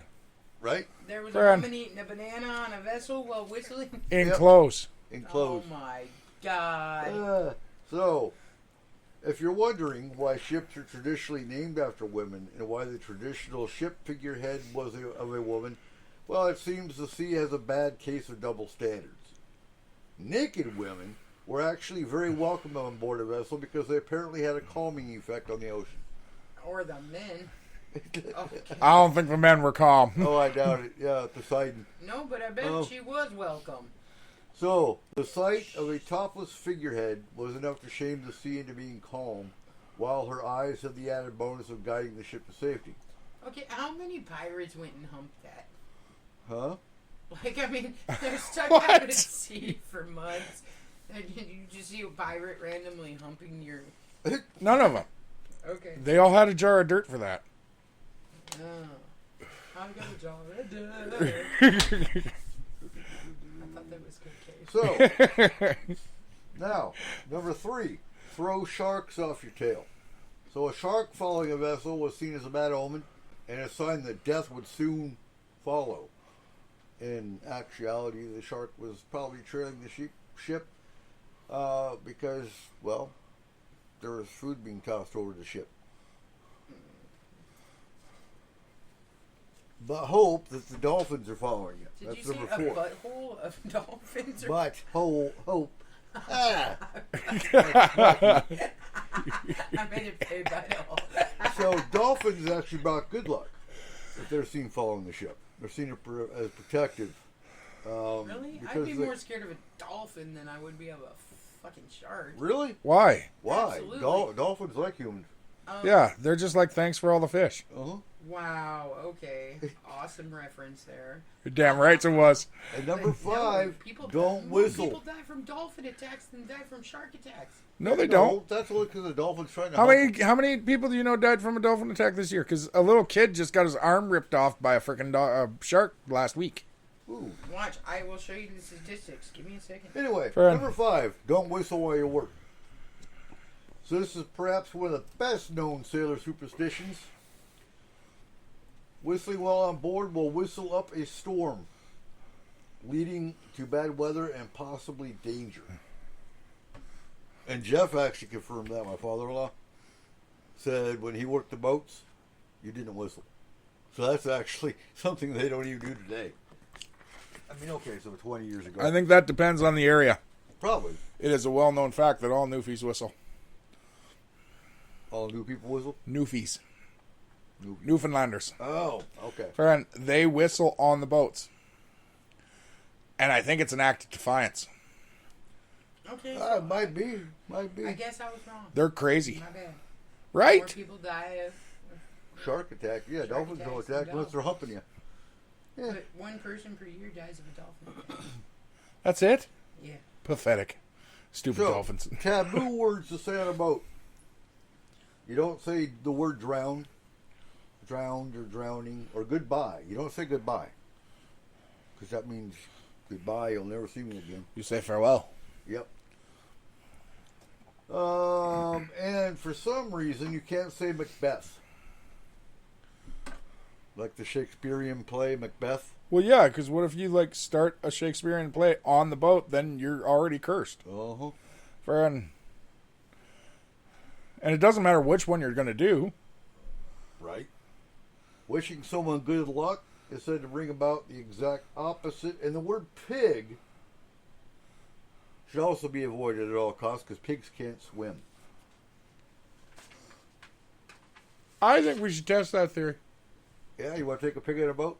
No. I just want to throw one in a pool. Oh, okay. I think they swam. Their legs are too short. Huh?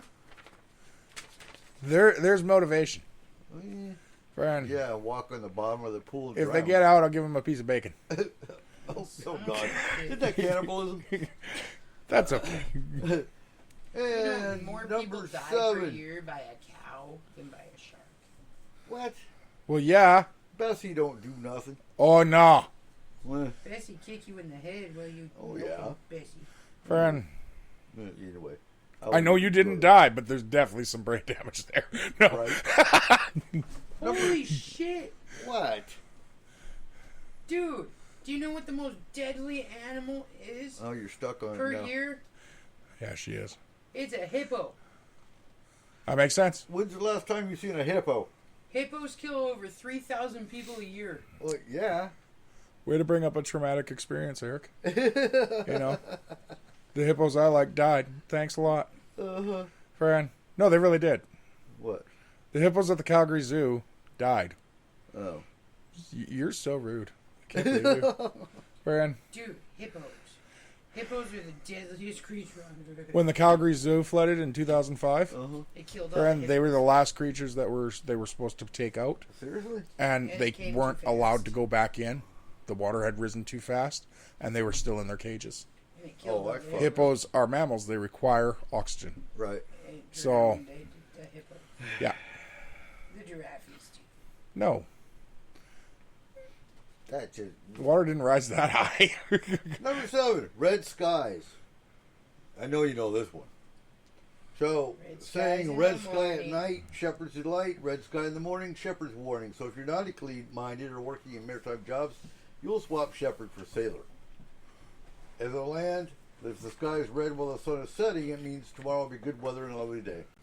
However, if the sky is red as the sun rises, it means rain and inclement weather are on the cards. Rip Van Winkle. Accessories. So, you know why you see pirates with gold hoop earrings? So a sailor who was superstitious would wear gold hoops as they thought it would bring them good luck. When a sailor pierced his ear, it signified he had sailed around the world and crossed the equator.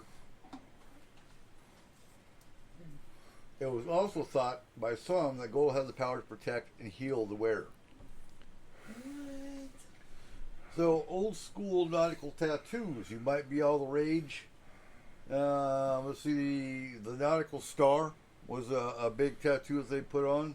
Popular choice of ink is the North Star, was a sign the vessel was making its way home after a long voyage. If you board a ship, make sure you don't step on board with your left foot first. And this is where the right foot forward term comes in. Traditionally, the left side has been associated with bad luck or evil. Even today, many mariners will make sure they step onto a vessel with the right foot first. I failed. The ship's cat is seen as bringing good fortune. It was believed the cats could predict the weather. And on a purely practical level, They It was ate good the luck. ratties. because it killed rats. Rats can chew through ropes, eat food supplies, and spread disease. Little bastards. Oh, and the albatross. So the albatross was thought to carry. So this is kind of cool because you know how on the land we see the raven. The albatross is the one that's thought to carry the souls of sailors who have passed away. To see an albatross while at sea was lucky. However, to kill one will only spell doom. Wait, what's a fucking albatross? Very large. You didn't see the rescuers? The albatross that carried the little mice to go rescue I the. have no idea what you're talking about. Watch, it's Disney. I thought you saw all the Disney movies. Let's see. Albatrosses also fly fucking seagull. alongside vessels in the hope of picking up some scraps to eat, a bit like the shark. It's a And- seagull. Huh? It's a seagull. It's a type of seagull. It's a type of seagull, but they're a lot Oh, bigger. I'm sorry, it's Kind a of like bagel. the raven and the. It is crow. not a bagel. Yeah, they only live in the bay. They're a bagel. Kind of like the raven and the crow. The crows are smaller than the ravens. Albatross is So bigger then, than. wait a minute. Huh? Was that fucking? Oh man, this is breaking my brain. So, flowers on a boat. Any flowers, even petals found on board, would be swept up and thrown overboard because the flowers could have been used to make a wreath for the funeral. So, was Scuttle a seagull or an albatross? Which one? Who? The Little From what Mermaid? show? Probably an albatross. The Little Mermaid. Is it? Huh? Is that you? Yeah. What? Yeah. Huh. No, the Little Mermaid. Scuttle. He sit on the little rocky island, and he was like, "Yeah, I want to go out there." You know, like. A way better voice. Yeah, way better. Voice, that was stupid. I actually think he would have been an albatross. He was 2 different colors. What the hell? See, it just broke my brain. I always thought he was a seagull, Friend, but he never said mine. So he couldn't Mine? have been. Mine? That would be See, those that were was seagulls. Nemo. Those were seagulls. So, in Scottish tradition, throwing a fisherman into the water and hastily retrieving them to ensure a bountiful catch was a widely known superstition. Oh dear Jesus, I would hate to be that one. They're like, "Hey, it's your turn, Phil." No, I can't swim. Why would you be on a fucking boat if you couldn't swim? I know a lot of people that go out on boats who can't swim. That's just stupid. Right? I think it's a personal choice. What, you can't swim? Huh? Oh, I can swim. Okay then. So, along with the stepping on the boat with the right foot, the second superstition accompanied that was the expectation that throwing a pair of shoes overboard would prevent drowning and would inspire good luck. Is that where all the shoes on that beach came from? Maybe, huh? Oh. So, the only exception to the whistling, the cook is encouraged to whistle, as in the days of sail. It was believed that if the cook was whistling, they were not able to steal food from the rest of the crew. You can whistle while you eat. Nom, nom, Yeah. nom, nom, nom. So, this superstition may have been originated from the famous mutiny of Captain Bligh. In 1879, aboard the HMS Bounty, the crew were believed to have mutinied after the signal, a whistle, was used to launch the attack on Captain William Bligh. The attack was successful, and Captain Bligh was set adrift, where after 3,600 nautical miles he reached the island of Timor in the southern end of Southeast Asia. Well, at least he's alive. He could have just died. Allegedly. So, it is important to note that in the beginning years of nautical navigation, there was much fear, specifically in Europe, that suggested women who wished to work at sea were in fact witches. With a deep belief in curses, omens, good luck, and bad luck, the historical sailor often would abide by superstition in order to escape the potential doom that could be otherwise fated. Oh my. You said it wrong. Oh my. Doom, doom, doom. Yeah. Oh my. So, don't Jesus set sail on Fridays. Some say it's unlucky to start a journey on a Friday because Jesus Christ was crucified on that day of the week. Others believe it could fall on the notoriously unlucky Friday the 13th. Wait, did Jesus rise on a Sunday? He was dead for 3 How days. old am I? That was 2,000 years ago. How the frick would I know? Okay. That's modern day. I mean, if he was crucified on a Friday, then that means he rose on the Sunday, right? 3 days. Friday, Saturday, Sunday. But how was he rising if that was the day that God was resting? Pillsbury? Oh. I don't know. I'm sorry. I'm bad at religion. So, My bad. okay. It would have been a Saturday. Why? Because it was 3 days. The day of the Sabbath. But he died, and then it was 3 days. But I believe he rose on the day of the Sabbath. So he's Okay. only dead for 2 days. Well, 2 days, 3 nights. because of the calendar we use, Uh-huh. Farron, I believe they changed it to a Sunday. Who knows? Okay, so I Because gotta ask you, Aaron, Sunday is signifies the end of the week. Okay. Okay, no, Right, but Kayla? No, it doesn't. It's Yes, it signifies does. The beginning of a new week. No, it doesn't. Okay, is Sunday the first day of the week or the last day of the week?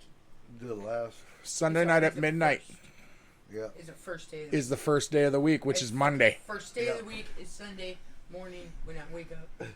So you're going to work from now on Sundays? Exactly. Last day of the week. First All day. right. So some say it's bad luck to sail on Thursday because it was Thor's day, the Greek is god that of why storms. Oh, that's funny. Nowadays, Friday is the most popular day to start a vacation unless foul weather is in the forecast. Can't get struck by the sea gods. Renaming a ship. You ever heard of that one? Bertha 1 and a Bertha So, bad luck will follow those who rename a ship without permission. That's why I try and do it to every ship I pass. Rename it? Huh? Yeah. Rename it? Friend. Legend says if you change the name without consulting the god of the sea, Poseidon, you will be cursed. You can, however, perform a ceremony to amend this. So, Poseidon keeps a scroll of all ships across his seas called the Ledger of the Deep. Oh my god, J.V. Jones Locker. So, you must call on him with two ceremonies, one named Purging and one named Renaming. You basically just have to let him know you're changing the name and everything will be fine.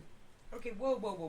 People all over the world still perform these ceremonies. Okay, this is a problem that I have with superstitions and religions and gods and appeasing gods and all this stuff, okay? Is in order to do anything, you have to appease some god Okay. or something or whatever, right? Sure. So, wouldn't you just be sitting there doing rituals all day long? Like, if No, why do you have to appease all of them? And why does the ritual have to take a long time? Okay, so every time I get up out of my chair, I have to appease, like, No. fucking God. Okay. No, I'm not trying Yeah, to but be you an are. asshole. No, yes, you are. Okay, That was being an ass. Come on. that was kind of asshole. Yeah. But, like, never mind. Kayla, What? friend, there are certain things that each culture has done rituals for, but the rituals don't all take a long time. Sometimes it's just going to the temple and laying a flower.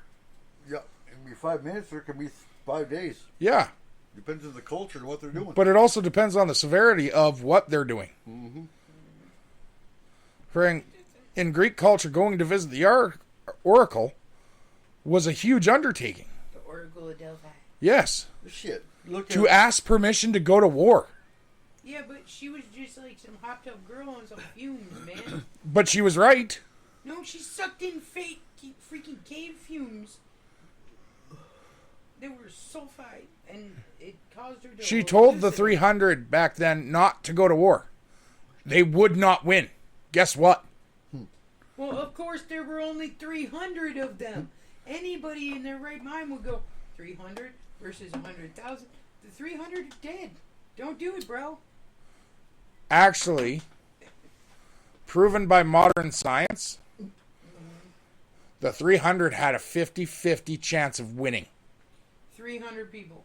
Absolutely. yeah. Yeah, well, they 50-50 lost. Because they were betrayed. That is the only reason they actually lost. Yeah, but maybe if they hadn't have gone to the damn oracle, she wouldn't have told them, hey, guess what, guys? They're attacking. She didn't. His second-in-command's son betrayed him and told them not to go, or told the Persians how to get around them. Well, you know, what is all this bullshit about people that are really close to you betraying you? Like, come on, like, et tu, Bruquet? That's usually the one that betrays you the most, is the closest. Well, fuck you, Cole. Is this why you won't get an assistant manager? Mutiny. The Ides of March. And yeah, usually when there is a mutiny, it is run by the, The closest one. first mate. Yeah. But that's fucking insane. Oh, okay. Why? Because, like, why would you mutinize somebody instead of getting your own damn ship? So you want to talk? Because you're stuck on that ship, and if you're with the wrong captain, they're probably going to get you killed before you can get your own ship. So have you ever heard of the trip to Mecca?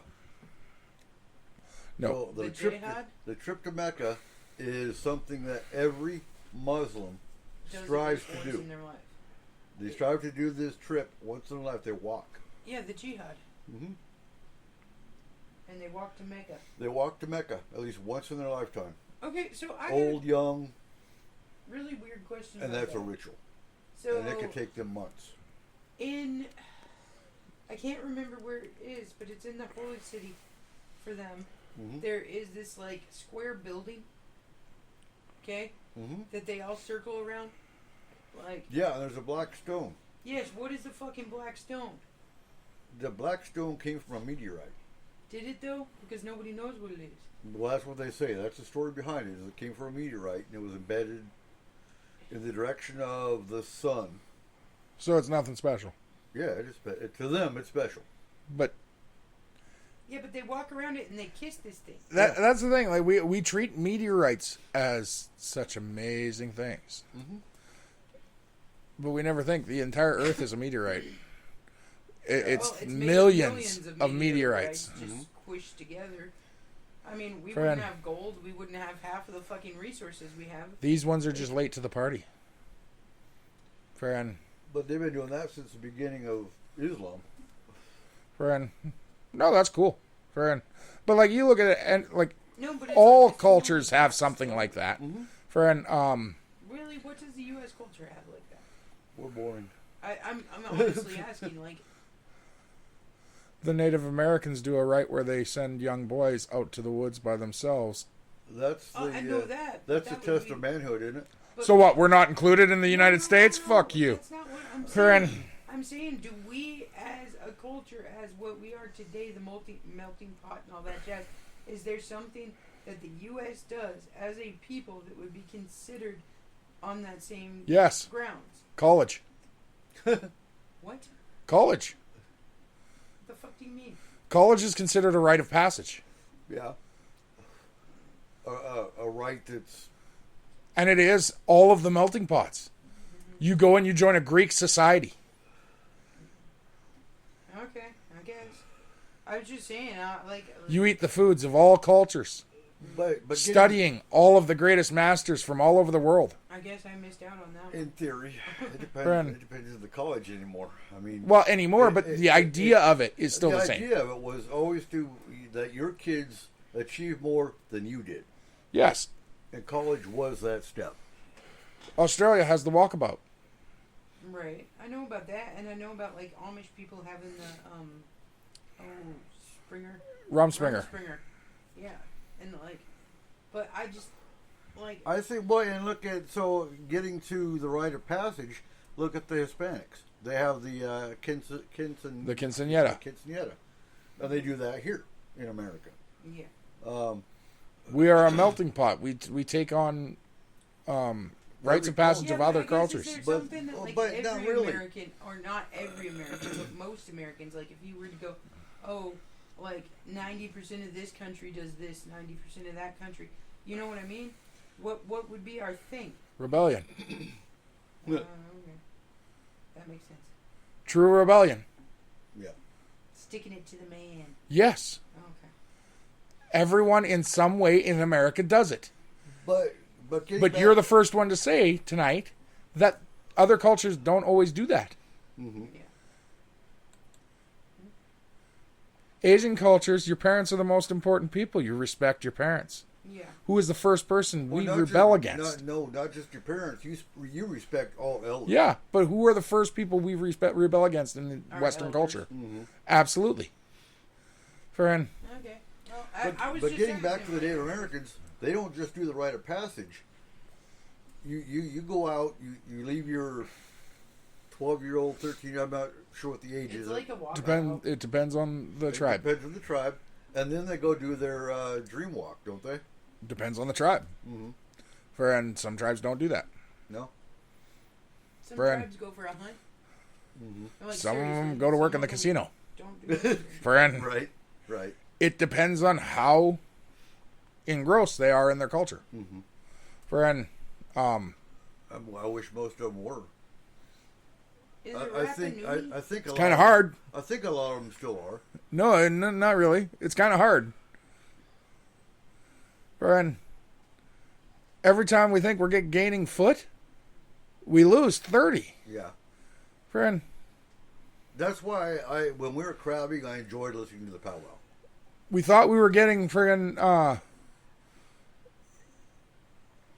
huge footing in culturally, being allowed to do what we want, what we are able to, being allowed to go into our own traditions, and then we find out that they killed 10,000 of our young natives in schools. Like, every time we get a footing as a culture, it's ripped out from beneath us. Mm-hmm. I did find out that, like, yes, okay. So when we went crabbing this week, we passed by something and all we saw was a line of freaking bouncy castles. Like, there was 10 of them. Right. And I follow this guy he's on TikTok and Facebook, and he calls himself Indigenous Cree. Okay. And he had a new TikTok up today. Is he there? That said, the main things you're going to see at a powwow. And the first thing is a line of bouncy castles. Oh. No, he wouldn't have been there probably. It was all the little guys. They got to do something. Yeah. I'm occupied while you're doing nothing. While you're doing the drum circles and eating the bannock, because the bannock rocks. Bannock is good. Oh my God. Oh yeah. Friend, now I want a bannock burger. Friend. Well, I had one more, but it's the mother alone. But here's the thing. It is considered by almost 90% of Western culture to be one of the oldest adages of the world. Okay. Murphy's Law. Whatever can happen will happen. It is not. It first came out in 1866. Murphy's Law? But it wasn't even called that yet. It wasn't actually called Murphy's Law until 1950. What was it called in 1866? Karma. No. What? Friend. It literally just stated, whatever can happen will happen if we make trials enough. There was no name for it. Friend, it was coined by mathematician Augustus D. Morgan, and then later, friend,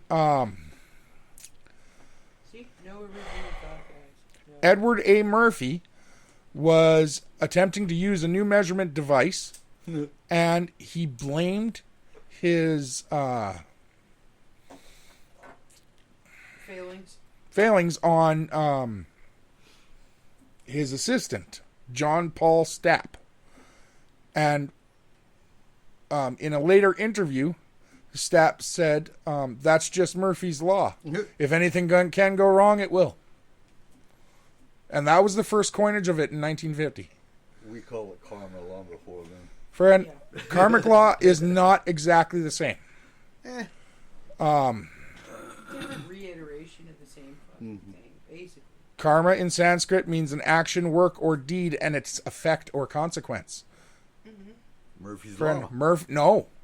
Murphy's Law does not have an upside. At all. No. It's kind of like the Darwin So Law, too. it's not, it would not be the same thing. Negative. Friend, yes, it is completely negative. So it's chaos theory. Yes, it's full chaos. Okay. Friend, whereas karma actually has a positive effect. Yeah, because good karma, bad karma. So, yang, all that jazz. Yeah. Friend, But but this yeah. is just straight up yang, no yin. And with that, ladies and gentlemen, we are done for the night. It is 11:59, and remember, we will be at Cascade Days with Red Rover Tax Service this weekend. If you are in the concrete area, come give us a visit, play our game, and win a prize. Yep, and next week we're doing Famous Ghosts. That's right. I can't wait for that one. Friend, don't forget to follow us on Facebook, Twitter, and Instagram. You can find us on all of those. Don't forget to follow the Discord chat. If you have any questions for us, you can list them in the Discord chat, and we will get back to you. Friggin', it's on all of our phones, so we see them as soon as they bring up a notification. So make sure you come in there, tell us hi, friend, and we'll tell you how high we are. Friend, with that, we will be back next week.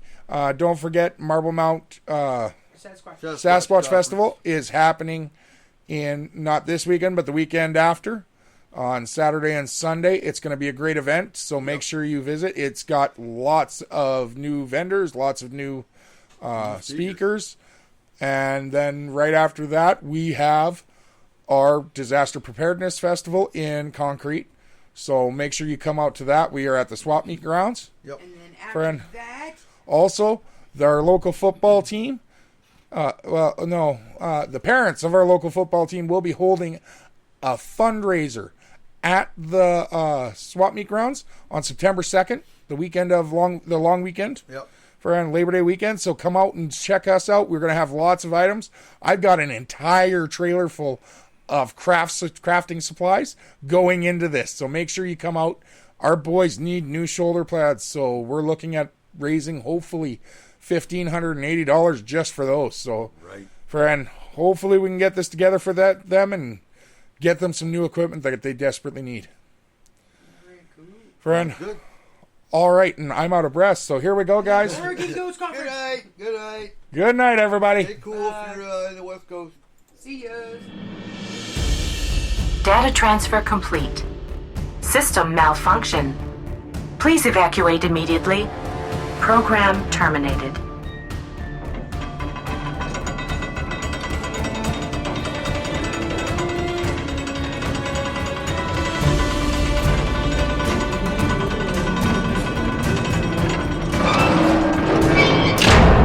Son of a biscuit eater.